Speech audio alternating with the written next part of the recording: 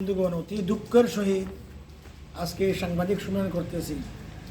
কেননা গতকাল রানীর বাজার অন্তর্গত দুর্গানগরে সংঘটিত উভয় ঘটনার জন্য ত্রিপুরা রাজ্য মেহেন্দের পক্ষ থেকে নিন্দা।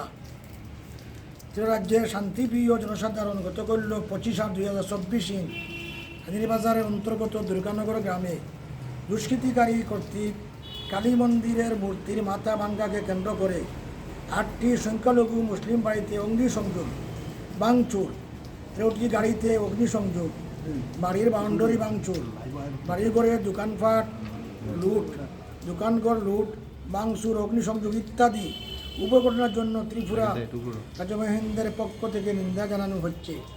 যেখানে সারা ত্রিপুরার মানুষ এবং সরকার বন্যা পরিস্থিতি নিয়ে ব্যতিব্যস্ত, সেখানে এই ধরনের ঘটনা মানবতা বিরোধী। রাজ্যের ও এলাকার ধর্ম, বর্ণ, দলমত নির্বিশেষে সকলের শান্তি সম্প্রীতি বজায় রাখার জন্য অনুরোধ করা হচ্ছে।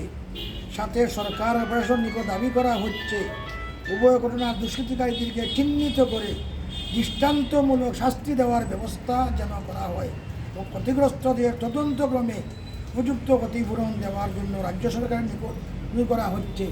আমরা মাননীয় মুখ্যমন্ত্রীর কাছে দেওয়ার কথা ছিল, ডিসিপির কাছে, কিন্তু আজকে অফিস বন্ধ, আমরা দিতে পারি নাই, চলে আসছি।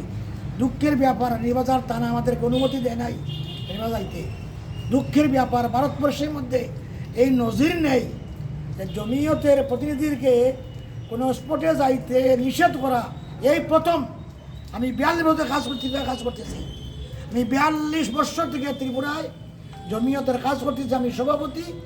এই প্রথম আমাকে আজকে দুর্গানগরে যাইতে নিষেধ করা হয়েছে এটা থানা থেকে। এটা আমি মানতে পারি নাই। কেন? আমরা আমাদের স্লোগান কি? হিন্দু মুসলিম বাড়ি বাঙালি ভাই ভাই সবাই মিলে শান্তি চাই। এই ত্রিপুরার শান্তির জন্য আমরা কি করতেছি? আমরা হিন্দু আমার ভাই, মুসলিম আমার ভাই, বাড়ি আমাদের ভাই, এমত অবস্থা আমরা পরিচয় দিচ্ছি। রাজ্য বিধানসভার সভাপতি, আমার নাম মুফতি ত্রিপুর রহমান। তবে তারা আমাদেরকে পারমিশন দেয় নাই এখানে যাওয়ার জন্য। আমরা গেলে এখানে এমন কথা বলতাম, হিন্দুর উপকার হইতো, মুসলিমের উপকার হইতো, আরও বেশি সাম্প্রদায়িক সম্প্রীতি হইতো, আরও শান্তি আসতো। দুঃখের ব্যাপার, তারা আমাদেরকে যেতে যায় নাই। এই জন্য আমরা এমার্জেন্সি আপনাদেরকে আহ্বান করে আমরা সাংবাদিক সম্মেলনের ব্যবস্থা করছি। আমি আশ্চর্য গেলাম যে ত্রিপুরাতে হিন্দু মুসলমান এত মিলাপ্রতি, এই জায়গার মধ্যে দুষ্কৃতিকারীরা এই যে ঘটনা করছে।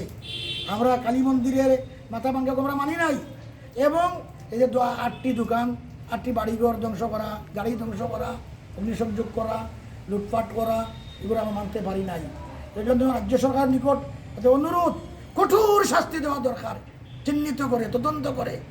না হলে ত্রিপুরার মধ্যে এই যা হইতেছে এরা আরও বেশি সুযোগ পাইব, যাতে এগুলারে বন্ধ করা হয় সেই চেষ্টা জন্য আমরা আজকের সাংবাদিক সম্মেলন। আগামী দিনে আমরা মুখ্য